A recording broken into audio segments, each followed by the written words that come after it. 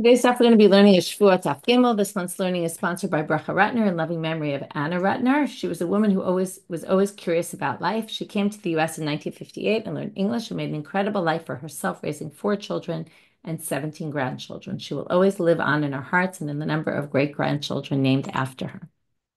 Okay, with that, we will get started with our daf.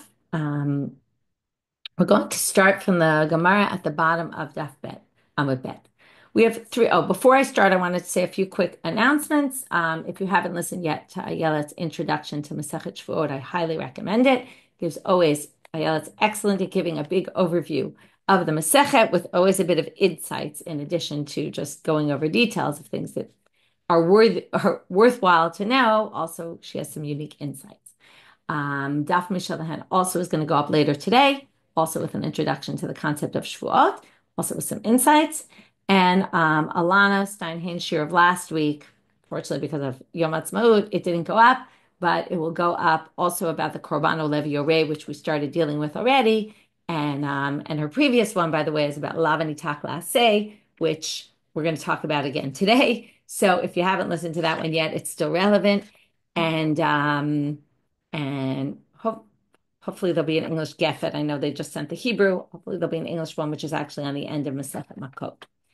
Okay. That's not, oh, and yes, Becky pointed out there's also an excellent introduction, the Schottenstein, with all the different types of Shevuot that we're going to get to, and introduction about all those. Those are always very useful to read. The Steinsaltz also, the Koren has introductions. All these introductions are helpful if you have the time to get to before delving into the Masechet. Okay, with that, we're getting started. So our daf today has 3 parts. Part 1 is going to be, which is often we find this in the beginning of Masechets, not always, and they're usually sugyot that are svorai or stamai, which is from the time period after the Gemara is already done, like the Amoraim are finished, and we don't anymore have names. These are people who are nameless. That's why they often call it the stamaim, because they appear without names. And you see already, it's a bit of a different type of question.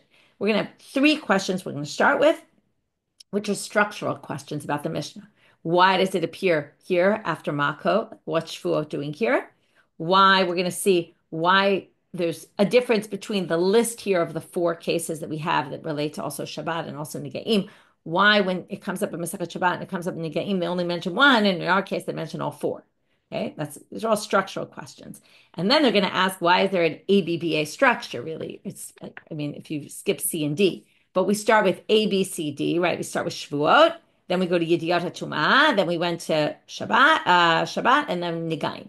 And then the Mishnah, as you saw yesterday's class, all the Mishnayot start delving into, and I mentioned this yesterday, we're going to do it for 2 chapters into Yediyot HaTumah. Why didn't they start with the first thing, with Shevuot? Right? So why do they move? So those are our first 3 questions. That's part 1 for today. So let's get started. Michti Tana mi Makkot salik, right when the Gemara starts at the bottom of Bet Amud Bet. Since the Tana just ended with Makkot, Mishna de Tana Shevuot. Why is Shevuot coming after Makkot? What's the connection? Now the Gemara is going to give an answer. I will point out that this is an answer. Okay. I think by the end of today's daf, you can come up with a lot of other answers. Okay, because you're going to see a huge crossover from things that we're talking about here and things that were talked about at the very end of Makkot. Okay, and you're going to see immediately anyone who finished Makkot is going to see the crossover of ideas and the similarity. But Martha's going to give a particular answer, which I would say is not the most convincing answer. And, I could challenge you all to come up with other answers. If you might remember, already at the end of the Masechet there, we had, first of all, for Shevuot, right, whether you get Malkot for taking oaths, like there were some oaths in there, and like there were already some ideas that crossed over with the lashes. But anyway, the Gemara is going to answer like this. Now, the Mishnah there, if you remember, had talked about lo takifu pe'at roshchem, right? You can't make this circle around your head by cutting off the pe'ot, your sideburns. And again, this is only for men. And what was the case? It's 1 negative prohibition, lo takifu pe'at roshchem. But you can do it in 2 different ways and get lashes twice if you cut off the sideburns on this side and you cut the sideburns on that side. So if they warn you, don't cut off the peot, and you immediately cut up those, and then you cut off the other ones, you're going to get 2 sets of lashes. And on the beard, there's five, even though it's one negative prohibition. But you could get 5 sets of lashes for taking off each one. It's a case where there's one prohibition, but you're liable to, or even more, possibly, depending on which one.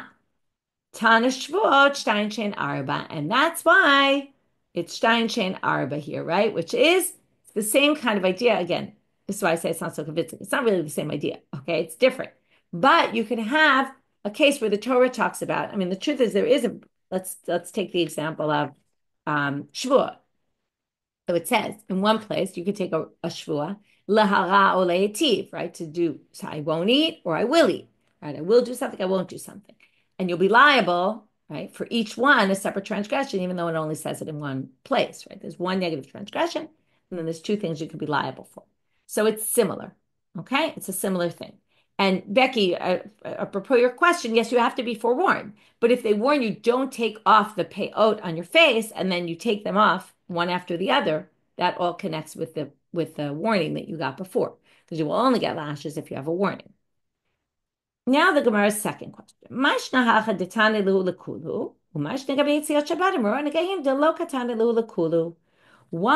when it says in our Mishnah, does it bring all 4 cases of Stein Shein Arba?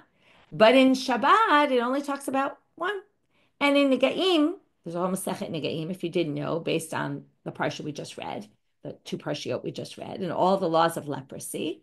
And there it only brings up the leprosy issue of Stein Shein Arba. It doesn't talk about the all the others.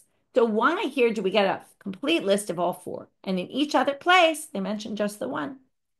So Amre Shvuah v'Yidiyot Tuma Gabe Hadad Ktivan. We already saw this, that in Vayikra chapter Hey, we have both the issues of the, right, if you remember, let's look quickly at the psukim, right? We started with Nefesh Kitachtan, you have testimony, you don't testify. That one's not here. But the next 2 psukim are about your tameh, and you go into the mikdash, right, and you forget. And the next, that's Yidiyot Tuma. And the next pasuk is so they're mentioned right next to each other. And Yidiyot Tumah doesn't really have its own Masechet to belong in. So they mentioned, since those 2 came up in the Psukim together, they put them both together in the Mishnah. And Vidam and Hadad, Korban Levi Yored, not just are they next to each other in the Pasuk, they also have the same law. Okay, the Korban, they both bring this sliding scale offering, the Korban Levi Yored. Therefore, Tanelu Gabe Hadad, that's why they were put next to each other. I want to just give you another example of where the Mishnah, the order of the Mishnah corresponds to the order in the Torah. I'm going to drink my water, and then while I'm drinking, you can think about where you saw this. As of here, you can write in the chat. Remember, Nazir and Sota, they appear next to each other, the Masechtot, and they also appear next to each other in the Psukim. So that's a good example where the Mishnah is organized by the order of the Psukim. And I did Tane Tart. Now that, by the way, doesn't have, they both have the same law. Okay, this has 2 things. Number 1, they're next to each other in the Psukim, and number 2, they actually have the same korban that you bring, which is obviously not true for the Nazir and the Sota. They have very different laws, but they are next to each other in the Torah. The I did Tane Tarte, Tane Kula. And once they already brought 2, then they brought all of them. Okay, so that answered question number 2. If it was just one case, it would have sufficed with one case. Once you're already bringing 2, so then I say, let's talk about all the cases where Stein Shein Arba.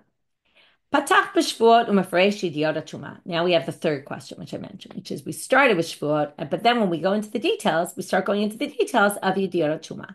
By the way, the Gemara asked the same question in the first chapter of Shas, which is Brachot. If you remember, it starts from when do we reach Shema at night, from when do we reach Shema in the morning, and then it starts saying in the morning we have 2 brachot before and 1 after. In the evening we have 2 brachot before and 2 after. And the Gemara asks there, why did we do this? Right? It's an ABBA structure. So here it's A, B, C, D, B, A, right? It's not exactly the same thing because there is C and D, but C and D, right? Anyway, they're really focusing on the 2 main topics, which get the most text here. So the answer, I did Dezutra Milahu Pasuk Sharithu, because there's less to say about Yidiyot Tuma, only 2 chapters worth. It's not like there was so little, but 2 chapters worth. So they wanted to just get rid of that first. Let's deal with a smaller topic. The Hadran Shevuot in Afisha Milayu. And then we deal with the next 6 chapters of oaths. And that's why they first just kind of got rid of, let's deal with this first, get this off our plate, and then we'll deal with the bulk of our Masechet, which is for the 6 chapters after that. Now, what's interesting about this is that Shevuot Bitoy, which is the topic of Shevuot in our Mishna, actually only has 1 chapter. But I guess what they're saying is oaths in general have a lot to say about them, and therefore all different oaths, because Shevuot Bitoy is only 1 type of oath. We have Shevuot Pikadon, Shevuot Shomrim. There's all different types of Shevuot that we're going to deal with in the Masechet that are going to take up the bulk of the Masechet. So that's why they kind of said, let's finish with that and move on to that. So those were our 3 questions, and that was the part 1 of our daf.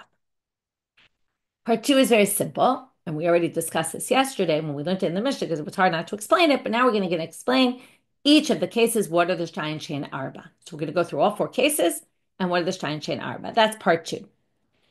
Shevuot Shtayim Shein Arba. Shtayim she'ochal v'shelo ochal. Shein Arba achalti v'shelo achalti. Again, future, past. So future is I will do something or I won't do something. That's laharau leitiv, as appears in the Torah, which are actually 4 because achalti v'shelo achalti on the past. Also, if I take an oath, a false oath, and I said I didn't eat or I did eat in a certain time frame, right? Whatever it is, or I ate bananas yesterday, I swear I did, right? Or I swear I didn't eat bananas yesterday, then, and I lied, I'm going to have to bring a korban levi yored again. Yedi'at tuma, and that's by rabbinic law because it doesn't appear in the psukim directly. Yedi'at tuma shtayim shein arba. Shtayim yedi'at tumat kodesh v'yedi'at tumat mikdash. What is yedi'at tuma again? And what are the 2 by Torah law? And that's what we just read in the psukim. Someone is tamei, and then they go into, right? They forget that they're tamei. They forget that they became impure. They didn't purify themselves. And then they went into the mikdash, or they ate sacrificial items, either meat or a meal offering. So those are the 2 cases that are mentioned in the Torah. What if I knew I was tamei? I didn't forget, but I forgot that I couldn't go into the temple, or I forgot I couldn't eat sacrificial items, or I forgot that item was from a korban, right? I didn't remember it was a sacrificial item, or I didn't remember this is where the mikdash is. Okay, which is a hard one to get your head around. What you didn't know, the mikdash was here. Everybody knows the mikdash is there. You can imagine maybe a little more in a time when there is no temple, where the temple actually was. I mean, obviously we all know right now, but, it could be there was a time when people didn't know. Anyway, or people just forget. Even the mikdash, maybe, I don't know, you forgot. I don't know how exactly you forget. So now, those are the Shtayim Shein Arba. Because remember, the ones the pasuk talks about is you were tamei and you forgot you were tamei. But the other are also cases of what we call shkaga, and then you would bring a korban again. Yitziot Shabbat Shtayim Shein Arba. Shtayim hotza'ah da'ani v'hotza'ah da'balabayit. Okay, so the first 2, we said in the Torah, what's forbidden is to take something from a private domain out into the public domain, and that's hotza'ah of an ani or hotza'ah balabayit. If you remember the cases in Shabbat, the case they took was to make it right. Some of the commentaries explain why they use a poor person and a house owner, because they wanted to make it simple for you to follow who's who. Whenever I give cases, some people complain to me it's so confusing who's who in your stories. This is like a really easy way to remember who's inside and who's outside, because the house owner is the one who's outside and the poor person is usually the one standing at the door. So they want you to remember who's in the public domain, who's in the private. So now we have the ani putting the hand in and taking it out into the public domain. Again, going from private, public, that's the Torah. So, right, don't take things out into Rishut HaRabim. So, Hotza'ah Balabayit is the Balabayit. Takes something and gives it to the ani outside his door. Shein Arba, what would that be? The other direction, bringing things inside. So either Hachnasa Da'ani, the ani taking an item and putting it inside the house, or Hachnasa de Balabayit, the Balabayit taking something, putting his hand outside the door, or her hand outside the door, bringing it inside the door. Mar'ot Negaim Shnayim Shein Arba. This is from yesterday's parsha. So Shnayim Se'et Ubaheret. Okay, I want to actually read for you these psukim because you'll see it inside and you'll see there's a problem right away. Okay, so let's just open to the psukim from the beginning of yesterday's parsha. Okay, in chapter 13 of Vayikra, Adam kiya be'or b'saro se'et o sapachat o baheret. Notice there are three in that pasuk. Se'et, sapachat, baheret. Now here it says there's two in the Torah. There's se'et and there's baheret. So the commentaries say sapachat, if you know the root in Hebrew, nispach. What's a nispach? It's something that's annexed, like an additional thing. So the commentaries say what this is saying is sapachat is explaining to us that there's toladot of these things. Okay, so the sapachat really defines the se'et and the baheret, even though it comes in the middle of both of them. It doesn't really look that way according to the simple reading. But what they say is the two main ones are se'et and baheret. And then the Torah says there's a sapachat. There's things that are similar to it, that look like them. And those are rabbinic. A little hard to say this because now that it seems like they're by Torah law, but I guess their definition is by rabbinic law. What counts as the additional ones, the toladot as we call them, shein arba'ah, which is se'et v'toladata and baheret v'toladata. Okay, each one has their toladot, ones that are similar to it. Okay. This they're going to explain later. Rashi even tells us it's on Daf Vav, and you'll see what these are. Next, that was part 2. So part 2 we dealt with. So part 1 was some structural questions of the Mishnah. Part 2 was let's explain the Mishnah, the first Mishnah, and what these shtaim, shein arba, which again we explained them already based on this because it was hard to explain the Mishnah without it, but the Mishnah didn't really get into it. Now the Gemara does. The third question, which we're not going to finish today, is a bigger question, I would say, content related, which is mani matnite. Who does our Mishnah go like? Which Tanaitic opinion is it? Lo Rabbi Yishmael, lo Rabbi Akiva. It's not an easy question to answer because it doesn't seem to match Rabbi Yishmael. It doesn't seem to match Rabbi Akiva. And the assumption is, right, these were two giants, right, giants of halacha, and it's going to be either one or the other, and it doesn't seem to match either one. Now, why doesn't it match either one? And now we're going to see. Rabbi Yishmael ha'amal eno chayav ela al ha'atid lavo. Rabbi Yishmael says you only bring a korban levi yored, sliding scale offering, for future vows. You don't bring it for a Shevuot sheker. If you said, I didn't eat yesterday bananas, and you did, or you say, I swear I ate bananas yesterday, and you didn't, you're not going to bring a korban levi yored. So he doesn't have shtayim shein arba, he has shtayim shein shtayim, period. Okay, so that doesn't match our Mishnah. And that's an issue specifically with Shevuot. Rabbi Akiva's problem is going to be with Yediot HaTum'ah. Because Rabbi Akiva ha'amal al helem tumah hu chayav ve'eno chayav al helem mikdash. He says you're chayav if you forgot you were tamei, okay, but you're not chayav if you forgot that the mikdash was that this is the place where the mikdash was. Okay, he's basically going to have a case where just one second, I want to check one thing because I thought I understood it one way and now all of a sudden I have in my head something else. Wow, I was wrong. Okay. He doesn't have any of the Helem Mikdash if he doesn't think you're chayav for the other two cases in Yediot HaTumah. He doesn't think you're chayav if I got confused because it says Helem Mikdash. I thought it was just the Mikdash. But he actually doesn't think you're chayav not for Mikdash and not for Kodashim. If you forgot that this was sacrificial meat and you ate it while you were impure, you forgot that this is where the temple is, and you went in when you were impure, knowing you were impure, you don't bring a korban levi yored on that. Okay, so he doesn't think, because that's not what the pasuk says, right? So he doesn't think that. So each one is going to have a problem with that, with either Yediot HaTumah or Shevuot. So neither matches. So for the first attempt, we're going to have 2 attempts to answer it today, and the sugya is going to continue into tomorrow's daf. Rabbi Yishmael, Rabbi Akiva. The first answer is to say, oh, you know what? We can explain it both according to Rabbi Yishmael and according to Rabbi Akiva by adopting the same type of approach. It's really 2 answers in one because it's saying I could explain it this way, I could explain it that way, but it's really one answer because you'll see what they're going to do. Rabbi Yishmael, mehen l'chiyuv umehen l'ftol. You could say it's like Rabbi Yishmael. What it's saying in our Mishnah is shtayim shein arba. There's 2 cases in the Torah. There's 2 cases by the rabbis mentioned. There's 4 cases altogether, but some you're obligated for and some you're exempt for. Okay? And then basically you're going to say, oh, shtayim shein arba, and 2 you bring a korban, and 2 you don't. And that we can explain as you can figure it out, either according to Rabbi Yishmael or according to Rabbi Akiva. So for Rabbi Yishmael, it's going to be some you're liable for, some you're not. So specifically when it comes to the Shevuot, you're going to be liable for the ones in the future. You're not going to be liable for the ones in the past, but they are cases, right? Where you lied, it's just not the same Shevuot that the Torah talks about that you're going to bring a korban levi yored. And Iba Rabbi Akiva, mehen l'chiyuv mehen liftor. Okay, and same thing with Rabbi Akiva. When it comes to the Diyot Tumah, there's 4 cases of forgetting. You can forget your tameh and eat sacrificial items. You can forget your tameh and go into the temple. Those you're going to bring a korban for. And you can forget that there's a mikdash. You can forget that there's sacrificial meat here. You can get confused about that, and you won't have to bring a korban in that case. But the Gemara is going to reject this. Liftor, how could you say that 2 of them are liftor? Turning now to Amabet. Hadumia demaro Negaim katani.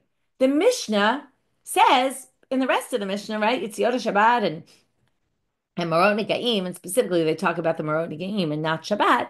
But because Marot Negaim is very clear, it says so, right? In the Torah, it said Sapachat, that there are Toladot, and the Toladot, you're going to have to go through the exact same process, which, by the way, also involves sacrifices, because in there you have to end up at the end of, if you remember from the Parsha, at the end of the whole process, you go through the 7 days, and there's also, the Kohen has to look at it, determine it's a nega. There's a whole process of muchlat, muzgar. We're not going to get into all that. But then, when you're finished with the process and you've waited the X amount of days you need to wait, then you bring a sacrifice. Okay? So, now, Dumia Demarona Geim Katani, Mahatam Kulu Lechiyuva. Now, all of them are obligated. There's no 2 are exempt. Af Hachanami Kulu Lechiyuva. Also here, all of them would be liable. Okay, so that's not a good answer. So we've rejected answer number 1. Now we're going to go to answer number 2. And that's going to take us through the end of the daf. Lo Olam Rabbi Yishmael. Okay, so now we're going to say maybe we'll just explain it according to Rabbi Yishmael. And again, the problem with Rabbi Yishmael is the Shevuot. He doesn't think Shevuot on the past, you're liable for it. You have to bring a korban. Again, why do you bring in what case you bring a korban? If you didn't remember, right? You said, right, I'm going to swear that I'm going to eat, and then you forgot to eat it. Okay, whatever it was. Or in the past, you said, I ate bananas yesterday, and you forgot that you didn't eat bananas yesterday. Okay, you got confused. So now we're going to say, Lo Olam. Now remember, Rabbi Yishmael said you don't have to bring a korban in that case.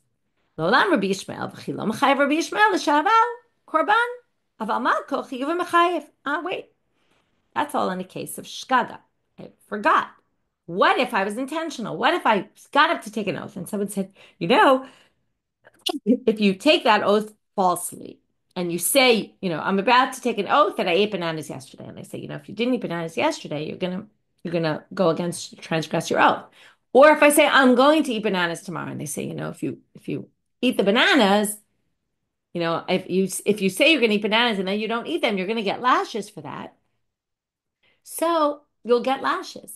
If you do it intentionally, you remembered your oath and you just didn't eat the bananas. Or at the time I was taking the oath, I was actually lying. And I knew I was lying. And I swore anyway I didn't eat bananas, even though I really had. So basically, we're going to say, forget that we thought that the Mishnah was talking about a korban olev yored, which it was maybe for other things. But, for this thing, it was talking about malka. Uchiderava. Now, how do you know you got lashes for this? First of all, we already know, and I told you we're going to cross over a lot to Masechet Makkot now, because we're going to claim that the Mishnah is talking about Makkot, which then would be a great connection between the previous Masechet. And what's the problem, though? It's a lav she'ein bo ma'aseh. It's words, right? Now, some of the cases are words, some of them are not. Okay, but we're going to say like this, kiderava. Now, if we're talking about l'shavar, which is really what we were trying to resolve. So if I took a false oath right now, it's false right now. So theoretically, right, someone could warn me, and then I say it, and I've done something wrong. But it's not an action. It's just words. Words are not actions, and you generally don't get lashes for it. But Rava said, "B'feirush rivtat Torah shvuat sheker, dumia de shvuat shav." Now, shvuat shav is something where I take an oath. It's a totally useless oath, and usually it's something that's it's a false, useless oath. Like I take an oath that elephants are pink. Okay? If I take an oath like that, it's called a shvuat shav. Now, where does shvuat shav appear? So Shvuat Shav appears in the Aseret HaDibrot, okay, in Shemot chapter 20. And it says in the Pasuk, pay close attention to the words, Lo tisa et Shem Hashem Elokecha lashav. Don't take God's name in vain, taking an oath in the name of God about something vain. Ki lo yenakeh Hashem et asher yisa shmo lashav. Because God will not cleanse you from doing something like this to someone who takes his name in vain. Now notice the word vain comes up 2 times in the Pasuk. So if you look in Rashi, and Rashi is based on a Gemara we're going to see later in Shevuot Af Kaf Aleph, which is I'm not going to read through the whole Rashi, but the first thing Rashi says is Lo Yenakeh Hashem means God won't cleanse you, but the Beit Din will, meaning you get lashes for this. If you take a Shevuot Shav falsely, even though it's a lav shein b'maaseh, you actually get lashes for it. It's a unique halacha. If you remember, we said there's 3 exceptions to the lav shein b'maaseh klal. Something we learned in Makkot, and Shevuot was one of them, Shevuot Shav. Now comes the Gemara and explains, well, the Rava says, notice it says Shav twice in that pasuk. Now, this is a classic, and we saw this a lot in Makkot, Ime no inyan. If it's not meant for this pasuk, because for the same topic, because we already said Shav, what's it coming for? It's something that's like Shav. What's like Shav? Sheker. Because if I take an oath that elephants are pink, at that moment I'm lying. If I take an oath that I ate bananas yesterday and I didn't, at that moment I'm lying. So Shvuat Sheker is very similar to Shvuat Shav. So they say, oh, well, this is all based on the Gemara. Again, Rashi says it right here. So if you want to look here, but it's also in the Gemara in Shevuot Af Kaf Aleph, which is, if you say, I take an oath that, right, if you say a Shvuat Sheker, that I ate yesterday something and you didn't, or that I didn't eat and I did, you're going to get lashes. Because just like you get lashes on a Shvuat Shav, which we learned from Kilo Yenakeh, since in the same pasuk Shav appears twice, since it can't be coming the second one for Shav, it must be coming for Sheker. From there, you learn you get lashes for Sheker.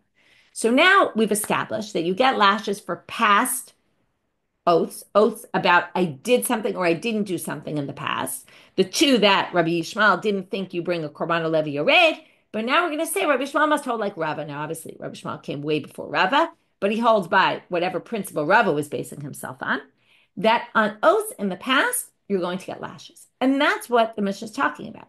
And then obviously you'd have to say, also on the future ones, you're going to get lashes if you do it intentionally, right? If you transgress them. Well, now we're going to have a bit of a problem with that because Bishlama, achalti v'lo achalti kiderava. So the past ones, how do we know you got lashes? Because of Rava. What about future ones? How are you going to get lashes for that? Right? Because the assumption is Stein Shein Arba, they all get the same punishment. And then if it's not the korban anymore, it's lashes. So now, and again, korban is when you do it unwittingly. Lashes is when you did it intentionally. Okay, where again, if it's on the past, you knew at the moment that you were lying, and that's why we compared it to Shevuot Shav and learned it from that pasuk. Now, if it's on the future, it's not like a Shevuot Shav. You can't learn that you get lashes from there. Well, on the future, why would you get lashes? So again, what would be intentional? I said, I swear I'm going to eat a banana tomorrow. And then I intentionally don't eat a banana tomorrow. It's not like I forgot. I took an oath. I intentionally didn't eat a banana. Or I swear I'm not going to eat a banana and then I ate a banana. Let's talk about each case. The second case is easier to explain.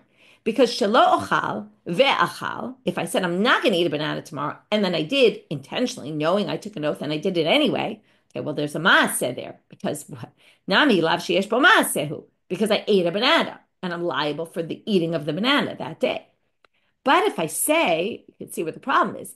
If I say ochal, I will eat a banana, and then throughout that day I just don't eat a banana, v'lo ochal, amai, lav shein bo maasehu. That's a classic case of lav shein bo maaseh. And again, we can't compare it to Shevuot Shav, because it's not that at the moment I took the oath I lied. It's only when I didn't fulfill my oath.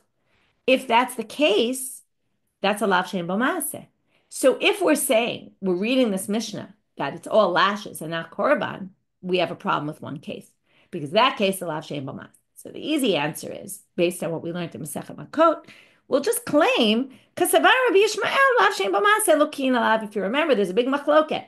Okay, even though the general thing is to say lav shein bo maaseh, you don't get lashes for, there are some opinions, there are some people who hold lav shein bo maaseh, lokin alav, you do get lashes for. And then we're going to explain, again, our Mishnah follows Rabbi Yishmael, and we're doing this all because we're stuck, because the Mishnah doesn't seem to follow not Rabbi Akiva, not Rabbi Yishmael. What we've done is we said in the second answer, right? The first answer was to say some you're liable for, some you're not. We said that doesn't make any sense. But now, and that's because it doesn't match Negaim, for example, which all are obligated. But now we're going to say, you're not obligated korban, you're obligated lashes, and Rabbi Yishmael will hold lav shein bo maaseh, you get lashes for. And again, we're going to do the 2 in the past, you're going to get lashes. That's all derived from the pasuk about the Shevuot Shav. The 2 in the future, one actually has an action. You ate when you said you weren't going to eat. And the other one is a lav shein bo maaseh, but that's fine because he holds lav shein bo maaseh lokina. And that's the answer. The problem is going to come from some side issue, which is what? Yihachi kasha de Rabbi Yochanan and Rabbi Yochanan. Well, if we say that, we're going to have a contradiction between Rabbi Yochanan says one place, Rabbi Yochanan says another place. What does Rabbi Yochanan have anything to do with this? Well, we have a principle about Rabbi Yochanan that we've seen many, many times. To Amar Rabbi Yochanan, halacha kistam Mishnah. On one hand, we have Rabbi Yochanan who always paskins like a stam Mishnah. What does it mean to paskin like a stam Mishnah? What's a stam Mishnah? A stam Mishnah is an unattributed Mishnah, which doesn't have a machloket associated with it. So we don't have like a name that this is someone's opinion. And we don't have a machloket about it. It's just a stam, right? Like an unattributed Mishnah. It doesn't say anything. It just says the halacha. So Rabbi Yochanan always holds that if that just says the halacha, then we paskin that way. So that means if we read our Mishnah as saying lav she'ein bo ma'aseh, as if our Mishnah includes in one of the four cases a lav she'ein bo ma'aseh that you get lashes for, because that's the way we read this Mishnah, our reading of the Mishnah is going to create a problem to that principle that Rabbi Yochanan holds like a stam Mishnah. Why? You might remember this. Rabbi Yochanan holds a Masechet Makkot that a lav she'ein bo ma'aseh ain lokin alav. And then Rabbi Yochanan is going to contradict Rabbi Yochanan, because you can't say in the same mouth that Rabbi Yochanan holds like a stam Mishnah, like our Mishnah. Lav she'ein bo ma'aseh you get lashes for, which is the case of I will eat and then you just don't eat throughout that day and you get lashes, to Rabbi Yochanan who holds you don't get lashes for a case like that. How do we know Rabbi Yochanan holds that way? Because we're going to read right now to Amar Rabbi Yochanan v'itmar. And it was said, and actually they're going to bring not just a lav she'ein bo ma'aseh in general, they're going to bring a lav she'ein bo ma'aseh, which is exactly the same case. Shevuot she'ochal kikar zo hayom v'avar hayom v'lo achla. Take an oath that you're going to eat this loaf of bread today, and then the day passes and you didn't eat it. Rabbi Yochanan v'Rish Lakish to Amrei Travayu ein oloke. Both Rabbi Yochanan and Rish Lakish hold you don't get lashes on this. Rabbi Yochanan Amar ein oloke. Now remember, just had this not very long ago. Let's see, Makkot daf tevav. So they each hold the same thing, but for different reasons. Rabbi Yochanan says ein oloke mishum dehavi lav she'ein bo ma'aseh. Yochanan says, it's a lav she'ein bo ma'aseh, there you have it. But kol lav she'ein bo ma'aseh, ein lokin alav. You don't get lashes because you don't get lashes on the lav. It has no action associated with it. You didn't do an action. You just didn't eat. Lack of action. So there you have it. Okay, we could stop here, but we're going to read Rish Lakish because he has a different explanation. Rish Lakish amar ein oloke, hatra'at safeki. Hatra'at safek lo shma hatra'ah. Remember this whole hatra'at safek? This is when you give a warning. Usually you give a warning and then the person does the action. You see someone about to murder someone, you say, if you murder them, you're going to get the death penalty. And they say, I don't care. And they do it. And immediately they've done it. So that's a warning. It's a clear warning because you warn them and then they either did it or didn't do it. When you give a warning for not doing something throughout the rest of that day, you don't know when you give the warning in the next minute or two, it's not going to be clear is the person going against it or not, because their action the next minute, okay, they didn't eat the bread that day, that moment, but it doesn't mean they're not eating the bread. It means that they transgress. They still have the rest of the day to eat the bread. So that's called a hatra'at safek. So hatra'ah with a doubt. It's not clear whether the person, when they don't do it that next minute, are they transgressing or not, because you have till the rest of the day. That's not a warning according to Rish Lakish. Now, obviously, Rish Lakish will think, doesn't know like Rabbi Yochanan, that lav she'ein bo ma'aseh, yes, lokin alav. And Rabbi Yochanan holds that hatra'at safek is a warning. Okay, they each hold something different. Anyway, the point of this whole thing was how can you explain the Mishnah that it's lashes and that Rabbi Yochanan holds like a stam Mishnah, because then Rabbi Yochanan contradicts himself, because there Rabbi Yochanan says in this other sugya, lav she'ein bo ma'aseh, you don't get lashes for, and the way we just read our Mishnah, lav she'ein bo ma'aseh, you do get lashes for. So the answer is going to be, sounds like a simple answer, it's not going to be so simple. Rabbi Yochanan stam achrina eshka. He holds by a different stam Mishnah, which holds that lav she'ein bo ma'aseh, you don't get lashes for. Okay, and then we're going to say, okay, there's two stam Mishnahs. We'll just say he holds by the other one. So what's not easy about this answer? Because you can imagine there must be Mishnayot where it says lav she'ein bo ma'aseh lokin alav, you don't get lashes for, but we have to go find that Mishnah now. So that's what the Gemara is going to struggle with. And today we're only going to go through possibility number one. Okay, and the end of the daf is going to start suggesting possibility number two, because possibility number one isn't going to work, but we'll leave that for tomorrow. So ditnan, the Mishnah says, I skipped some words. Hey stama, which stam Mishnah is it that holds lav she'ein bo ma'aseh you don't get lashes for? Ile mahai stama, if you want to say it's this stama, which we already know we're going to reject because it's introduced by if you're going to say is always rejected. If you're going to say it's this Mishnah, ditnan, and it's a Mishnah in Makkot that we just learned. Aval hamutir b'tahor, Hashover b'tamei eno loket arba'im. The topic there is the Korban Pesach. And if you leave over something from a Korban Pesach, the meat that was, it was a good Korban Pesach, it was a Tahor Korban Pesach, everything was done right, but you didn't eat the meat in the appropriate time. You're supposed to eat the meat in the morning and you didn't.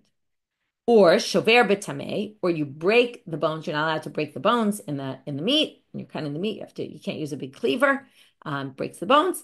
You can't do that in a tahor korban pesach. But if you do it in one that was already disqualified because it became impure, eino loket arba'im. You won't get lashes for either of these two actions.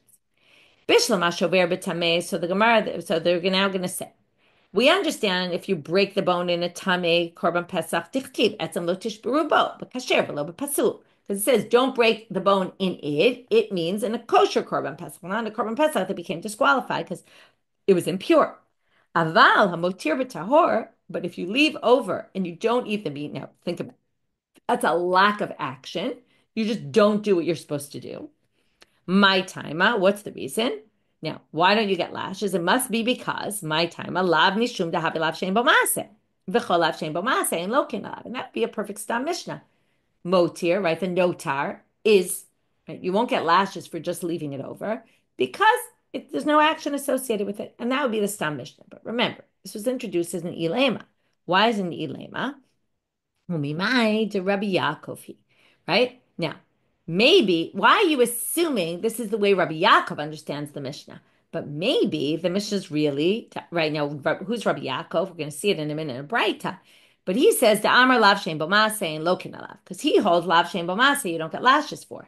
But Dilma Rabbi Yehuda and exactly Gita, maybe it's Rabbi Yehuda who explains that Mishnah as mishum de habali ten mishum de ba katuv liten aseh achar lo taseh halav hachi lake. Rabbi Akiva is the one who says no. The reason there is not because it's a lav shein b'maseh. The reason in that Mishnah is it's a lav anitak laseh. That's what the pasuk says. Okay, we'll read it. I'll just read it right now inside. Ditanya, as the Braita says, and we're going to see in this Braita there's a machloket, Rabbi Yaakov, Rabbi Yehuda, why leaving over the notar you don't get lashes for.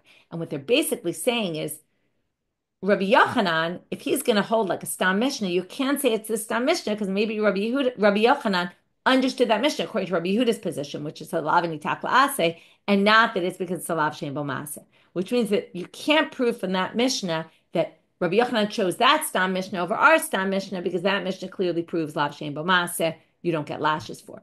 That's not clear. Maybe that's not the issue. Maybe it's a lav nitak la'aseh, which I'll explain in a minute if you don't remember what it is or you didn't learn Makkot. And then that doesn't prove anything because that has nothing to do with our topic. We're searching for a Mishnah that's clear that a lav shein bo maaseh you don't get lashes, and this is not clear. It could be, but it's not clear. And we'll end with this Braita.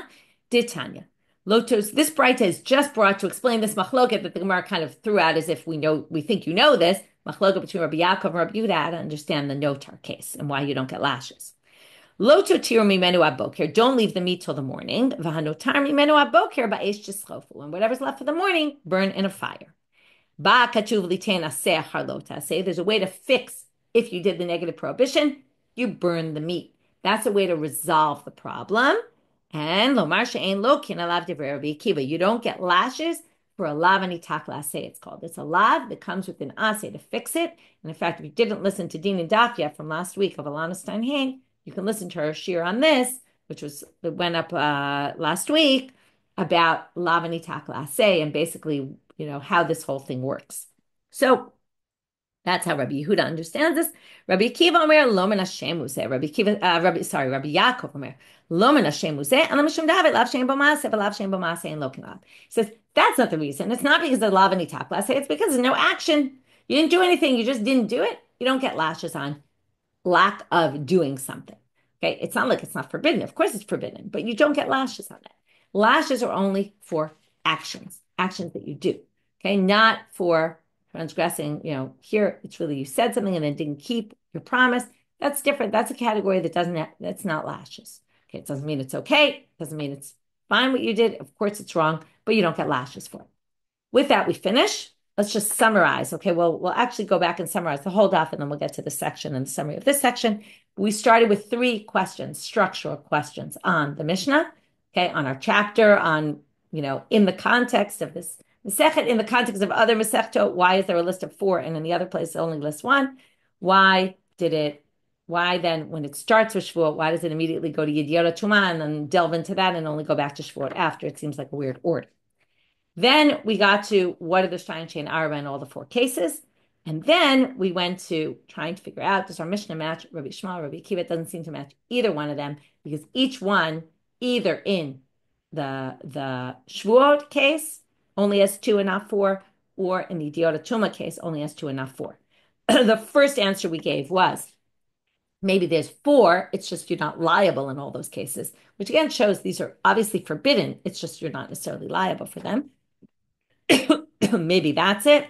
That can't be because it doesn't match Negaim, which are liable for all 4. And then they said, let's try to explain it specifically according to Rabbi Yishmael and basically explain that even though you don't bring a korban for l'shavar, you do get lashes, and based on Rava, who basically gave this whole explanation, b'feiros shuv Torah, Shevuot checker, dumiyad Shevuot shav. By the way, I want to point out one thing I forgot to mention earlier, which is once then the Gemara then raises this issue, but wait, what about a lav shein b'maaseh? And then we say, oh, Rabbi Yishmael holds lav shein b'maaseh, lokina lav. That can also explain both cases of the shavar, and then you don't even need Rava anymore. You don't even need that whole drasha, the Shevuot checker, because you can basically say, what is l'shavar? What both l'shavar cases are lav shein b'maaseh, because you lied, which is just words. Words are not actions, which is another whole question. Why word? I see, Terry, you're asking about how a sin of omission could be not an action. There's another question, which how could words not be an action? Sure, your words you're doing an action, but they view that as not an action. And then your sin of lying falsely entirely is a lav shein b'maaseh. Once we say Rabbi Yishmael hold lav shein b'maaseh, you get lashes for, it's an even easier way of explaining, right? Then you get lashes for all 4 cases, right? Only one case has an action, and all the other 3 are because it's lav shein b'maaseh. You don't even need to say that Rabbi Yishmael holds like Rava, that b'feiros shuv Torah Shevuot checker dumiyad Shevuot shav, and that whole complicated drashav. Lo yinakeh means lashes, shav means, oh, not necessary for that, it means Shevuot checker. Okay, you don't even need that. And then say, okay, so the Mishnah is Rabbi Yishmael who holds lav shein b'maaseh lokina. And now the Gemara says, but wait, how could Rabbi Yochanan paskin like a stam Mishnah, which assume paskins like our Mishnah, and also say somewhere else, lav shein b'maaseh, you don't get lashes for contradiction of Rabbi Yochanan, to which we say Rabbi Yochanan must hold like a different stam Mishnah, but we're still in search of what stam Mishnah shows that lav shein b'maaseh ain't lo kibalav. If we can find a stam Mishnah like that, we can say Rabbi Yochanan chooses that one, not that one. We might have to ask why that one and not this one, right? Why would he then choose one and not the other? So we did look ahead, and I think they asked that question, but I don't remember. But anyway, we'll get there tomorrow's stuff. With that, we finished for today. Wishing everyone a Shavuot Tov and Shema B'Sorot Tovot.